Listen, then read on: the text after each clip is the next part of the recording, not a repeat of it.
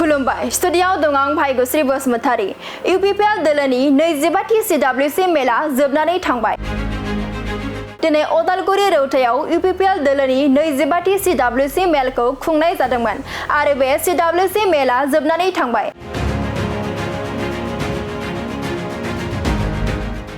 बे CWC मेला UPPL दोलोनि दैदेनगिरिफोरजों खौसेयै गोबां बाथ्राफोर सावरायनाय जादों फैबाय थानाय समाव इउपिपिएल दोलोआ दोलोनि खामानिखौ माबोरै मावलांगोन बिटिआरनि गोजोन आरो जौगानायनि थाखाय मा हाबा मावगोन आरो फैबाय थानाय बिटिसि बिसायख'थियाव इउपिपिएल हान्जाया माबोरै बाहागो लागोन बायदि माखासे गोनांथार आयदाखौ लानानै बे 25थि CWC मेलाव सावरायनाय जादों बेनि अनगायैबो बे 25थि CWC मेलाव जानो गोनां बिटिसि बिसायख'थिखौ लानानै आरो बिटिआरआव सोलिबाय थानाय गोजोन दावगानाय आरो गोबां माखासे आयदाखौ लानानै इउपिपिएलनि दैदेनगिरिफोरजों सावरायनायखौ मिथिनो मोननाय जादों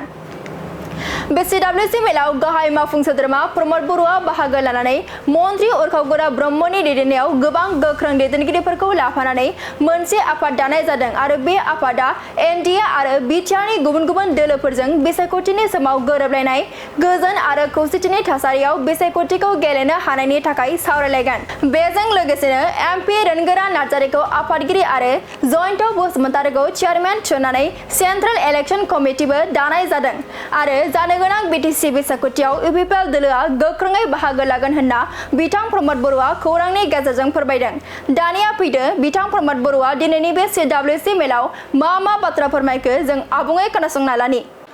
हान्जानि 25थि CWC मिटिंआ रौतायाव जादों आरो बे CWC मिटिंआव गोबां खोथा सावरायनाय जादों फैबाय थानाय समाव इउपिपिएल हान्जाया जोंनि दोलोनि खामानिखौ बोरै मावलांगोन बिनि गेजेराव फैबाय थानाय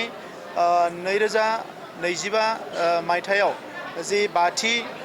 बिटिसिनि बिसायख'थि जागोन बिटिआरनि बिसायख'थि जागोन बे बिसायख'थियाव इउपिपिएल हान्जाया बोरैहाय बाहागो लागोन बिनि सायावबो गेबेङै सावरायनाय जादों गुवारै सावरायनाय जादों आरो दिनै थांखि लानाय जादों जे बे 2025 मायथाइयाव जानो गोनां बिसायख'थिखौ इउपिपिएल हान्जाया फारफ्रोमबो बिथिंनिफ्राय वेल अर्गेनाइज आरो गोख्रों मोनसे बिथांखिनि गेजेरजों बाहागो लागोन आरो बिनि थाखाय थांनाय बोसोरसेनि गेजेराव जोङो जोंनि गासै 10 जिल्ला कमिटि जोंनि गासै जोंहा जि 40 जोंहा ब्लक कमिटि 445 प्राइमारि कमिटि आरो 3200 बुथ बेखौ स्ट्रंलि दानाय जाबाय आरो बे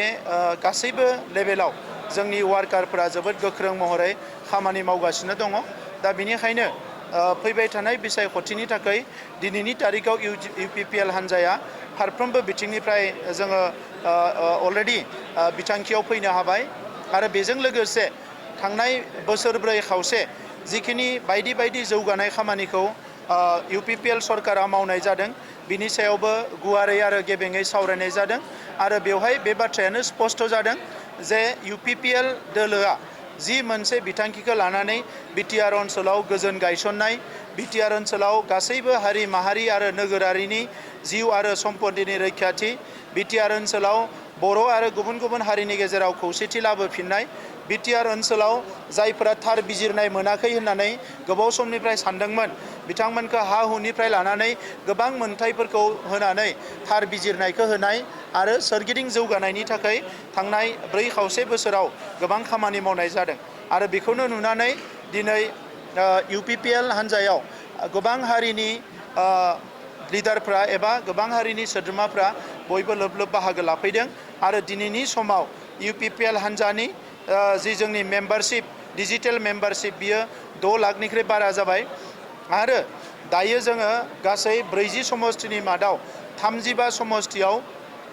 जोंनि जि मेम्बारशिप बियो 10,000निख्रुइ बांसिन जाबाय दा बेफोरखौ नोजोर होनानै जों नुदों जे इउपिपिएल हान्जानि खामानि मावनायखौ गासैबो आइ आफा रायजो राजाया एक्सेप्ट खालामदों बर'आनो जा गुबुनानो जा आरो लोगोसे इउपिपिएल हान्जानि जि साननाय हनाय इउपिपिएल हान्जानि गुबुन बिथांखिफोरखौबो बयबो एक्सेप्ट खालामदों आं इउपिपिएल हान्जानि मिरुनि आफादगिरि महरै आरो बिटिआरनि चिफ महरै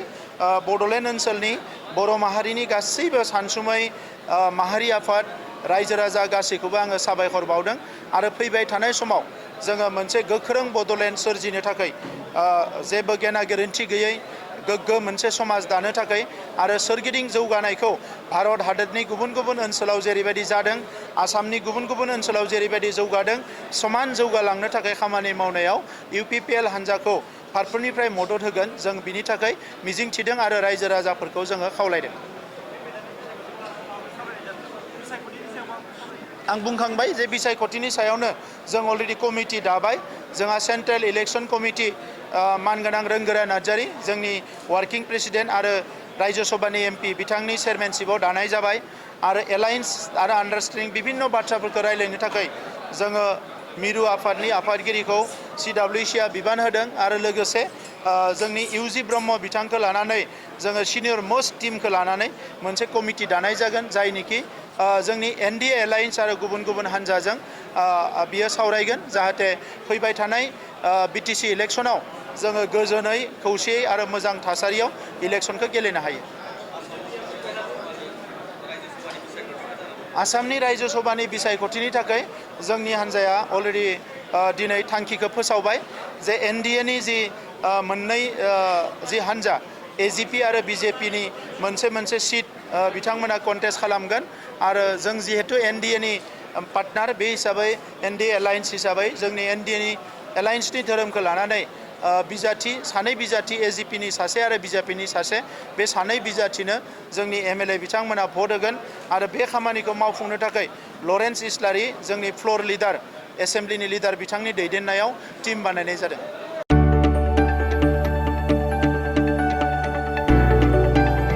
गोजोनथाव खौरां बर'नि आंगोथार गोथाव ओंख्रि जानो मोजां मोनग्रा रायजो राजाफोरनि थाखाय गोजोनथाव खौरां। बर'नि आंगोथार ओंख्रि जानो मोजां मोनग्रा रायजो राजाफोरा बे गोदानै खुलिनाय लाइजौ हटेलाव हाबफैनो हागोन। जाखांफुहांनाय लाइमोन फालांगिरि गपेश बसुमतारिया अदालगुरिनि टंलायाव बेखेवदों बर'नि आंगोथार ओंख्रि मोनग्रा गंसे हटेल। अदालगुरि जिल्ला टंलानि मिउनिसिपाल बर्ड मावख'नि साखाथियाव गोदानै बर'नि गोग्गो जानाय आदारनि गंसे लाइजौ मुंनि हटेल बेखेवदों। अदालगुरि जिल्लानि सिङाव थानाय फालांगिरि नोगोर टंलायाव गोदानै खुलिनाय बे लाइजौ हटेलाव बर'नि दोरोङारि जाग्रा आदारजों लोगोसे गोबां जाग्रा आदारफोरबो मोननो हागोन। गोदानै बेखेवजानाय बे लाइजौ हटेलाव अमा बेदर, बोरमा, लकेल ना, साम', नारजि, अनला खारै, थास', मैथा आरो नाफाम आरो गोबां आइटेमफोरखौ मोननो हागोन।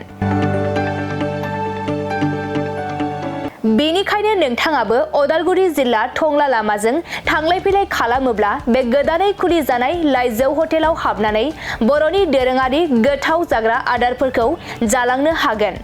आरो नोंथाङा नैबे 9101758967 जानबुं नम्बरनि गेजेरजों खौरां लाहरनानै आबुङै मिथिना लानो हागोन।